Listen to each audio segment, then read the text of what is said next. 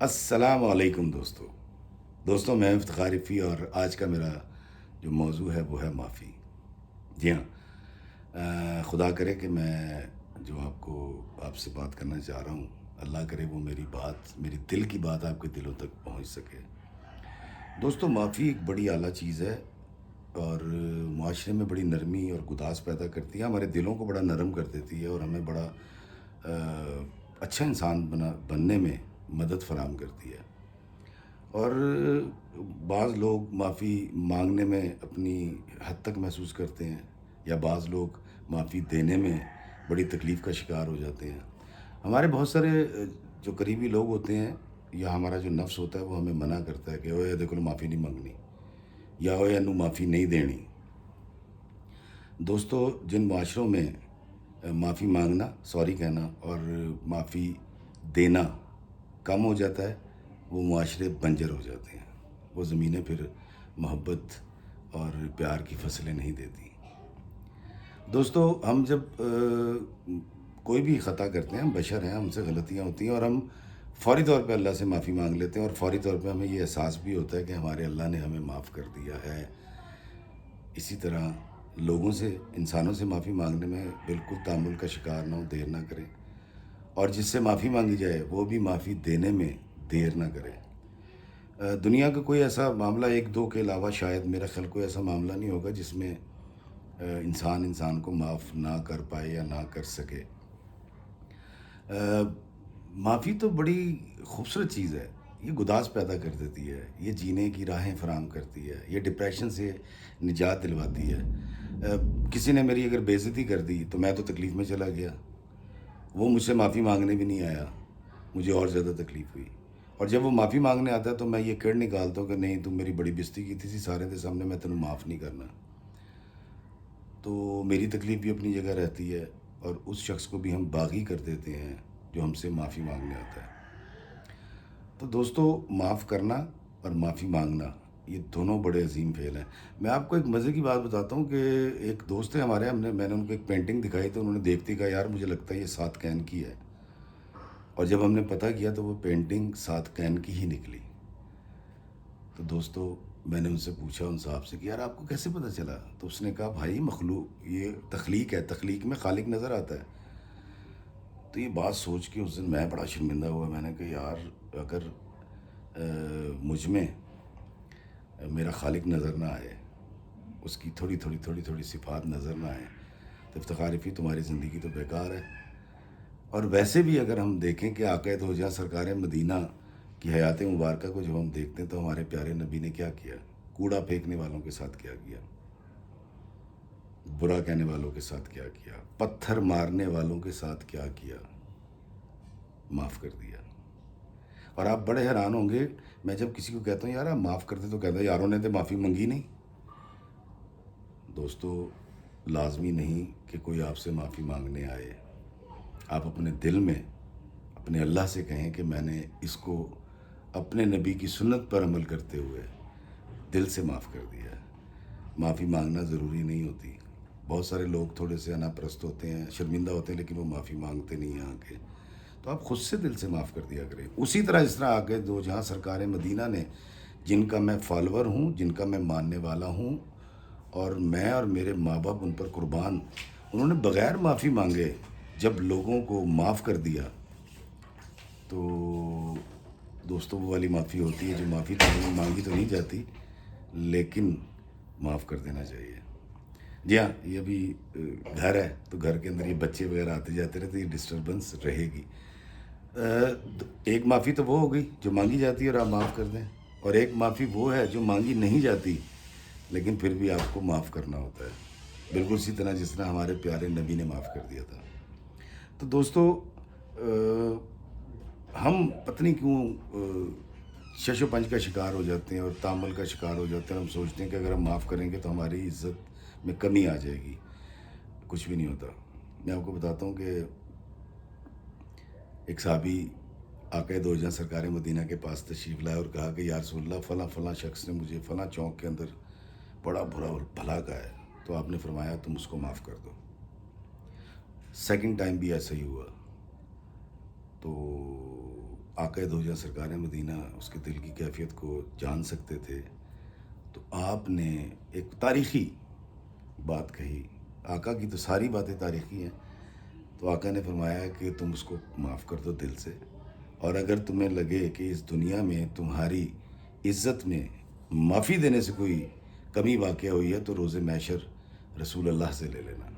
تو دوستو، وہ معافی جس کا اجر ہمارے آقا دو جہاں سرکار مدینہ نے ہمیں دینا ہے، ہمارے اللہ نے ہمیں دینا ہے، اور عزت میں نا کمی ہونے کا وعدہ ہمارے پیارے نبی، ہمارے آخری نبی نے ہم سے کر رکھا ہے.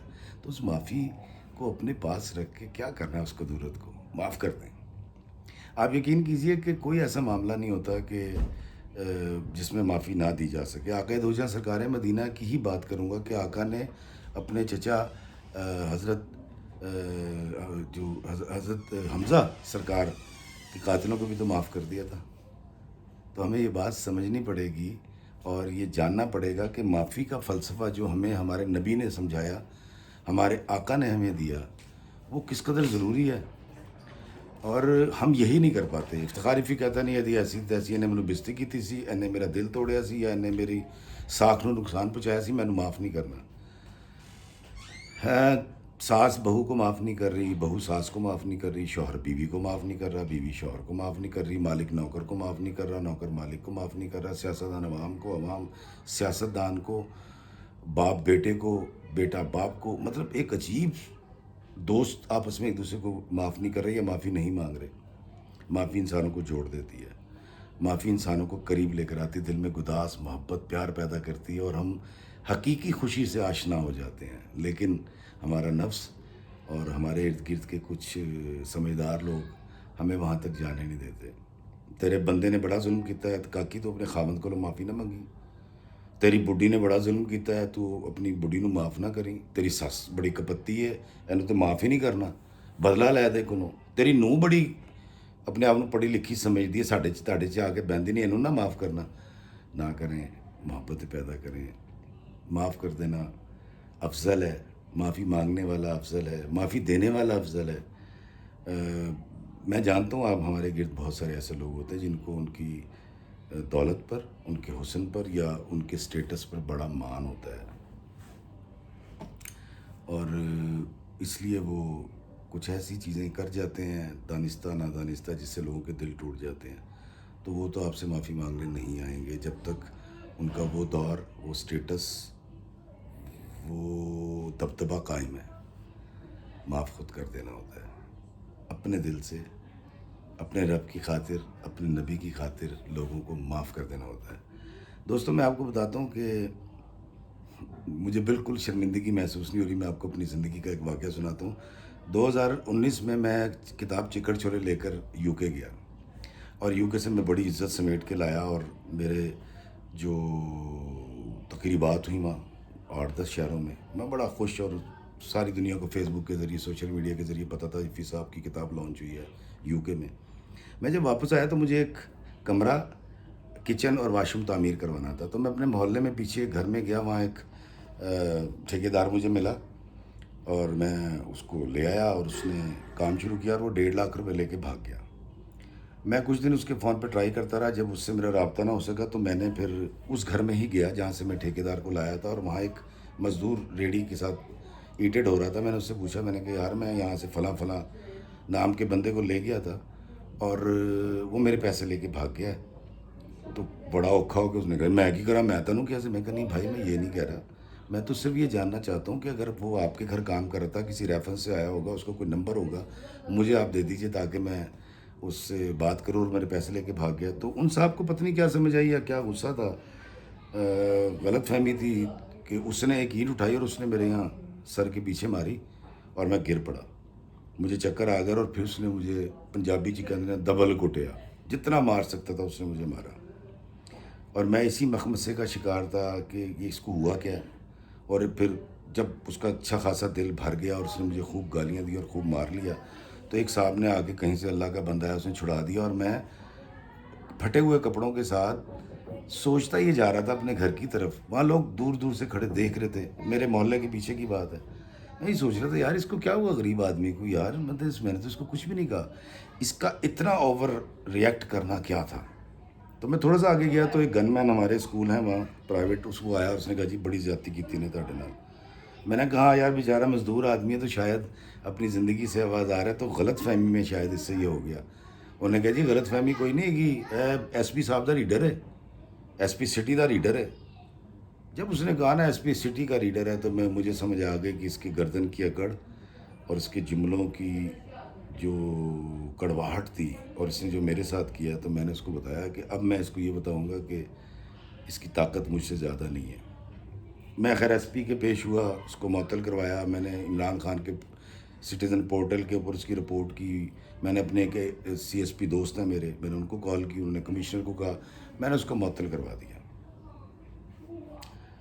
3 دن بعد علاقے کے سابقہ کونسلر، ایک وکیل صاحب اور 2 دوست میرے مشترکہ، وہ میرے گھر آئے۔ میں نے آتے ہی ان سے کہا، میں نے کہا جی معافی نہیں ملنی اسے۔ انہوں نے کہا نہیں جی وہ شرمندگی ہے، وہ غلط فہمی کا شکار ہو گیا۔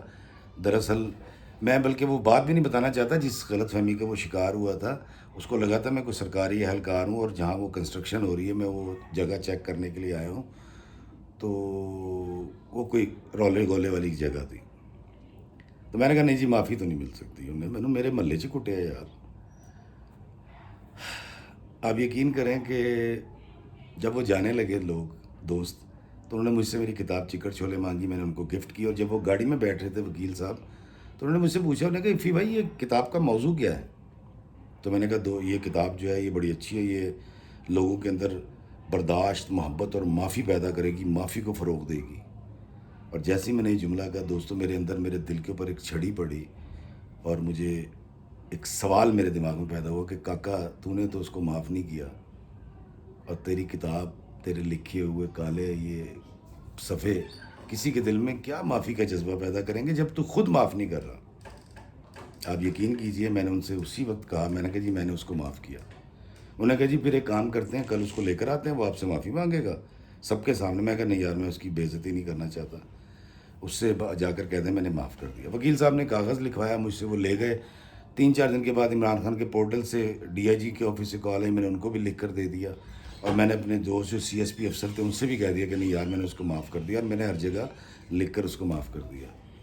دوستو اس افتخار افی کو، جس کے ویڈیوز اتنے زیادہ دیکھے جاتے ہیں، جو ایکٹر بھی ہے، جو ڈرامے بھی لکھتا ہے، جس کا ایک سٹیٹس بھی ہے، اس کو ایک چوراہے کے اندر دبل کٹ پڑی، اور وہ کتنی خوشی سے آپ کو یہ بتا رہا ہے کہ اس کو مار پڑی تھی، اور میں خدا کو حاضر ناظر جان کر کہتا ہوں کہ میں نے اس کو دل سے معاف کیا تھا۔ اور اس کی اس مار کی وجہ سے، اور جو اس نے مجھے گالیاں دی تھیں، میرے دل میں آج تک رتی برابر نہ کوئی بات ہے، نہ کوئی قلق ہے، نہ کوئی غصہ ہے۔ میں بلکہ انجوائے کرتا ہوں۔ میں نے کہا یار اس کو غلط فہمی ہوئی بیچارے کو، وہ مجھے کوئی سرکاری اہلکار سمجھا تھا جو کنسٹرکشن دیکھنے آیا تھا، اور بیچارے نے غلطی سے مجھے پیٹ ڈالا، تو میرا کیا گیا؟ میں تو آپ کو بڑی خوشی کے ساتھ یہ واقعہ بھی سنا رہا ہوں۔ دوستو معاف کر دینا بہت بڑی بات ہے۔ ابھی ہم نے دیکھا مولانا طارق جمیل صاحب نے بھی معافی مانگی، اور اس قوم کی سب سے اچھی بات میں آپ کو بتا دوں، ہماری پاکستانی قوم، میں نام نہیں لوں گا، جتنے لوگوں نے کچھ بھی کیا، اور جب انہوں نے ایک معافی بنا کر معافی کا ایک ویڈیو ڈالا نا فیس بک پہ، تو ان اللہ کے بندوں نے معاف کر دیا ہے۔ سب سے اچھی بات یہ ہے کہ اگر ہماری سوسائٹی میں معافی مانگی جاتی ہے تو سامنے والا بھی معاف کر دیتا ہے۔ تو میں سب سے گزارش کروں گا کہ اپنے رشتوں کو قائم رکھنے کے لیے، پیار محبت کو بنائے رکھنے کے لیے، اور یہ ثابت کرنے کے لیے کہ ہم اس نبی کی امت ہیں جو اللہ کے آخری نبی ہیں، جنہوں نے ہمیں یہ اخلاقیات دی ہیں، اور وہ معاف کرنے میں ذرا دیر نہیں کرتے تھے، تو مجھے یہ ضرور کرنا ہے کہ لوگوں کو معاف کرنا ہے، لوگوں سے معافی مانگنی ہے، اس کو فروغ دینا ہے، تاکہ میری سوسائٹی، میرا معاشرہ ترقی کر سکے، اور لوگ فخر سے کہہ سکیں کہ ہاں یہ ہے افتخار افی، یہ ایک اچھا مسلمان، اس نے معافی مانگ لی تھی، یا اس نے معاف کر دیا تھا۔ اور اللہ تعالیٰ مجھے روز محشر یہ فخر بخشے کہ میرے آقا، میرے مولا سرکار مدینہ یہ کہیں کہ یہ میرا امتی ہے اور اسے معاف کر دو۔ معافی مانگیے، معافی دیجیے کہ یہ میرے اللہ اور میرے پیارے نبی محمد مصطفیٰ صلی اللہ علیہ وآلہ وسلم کی سنت ہے۔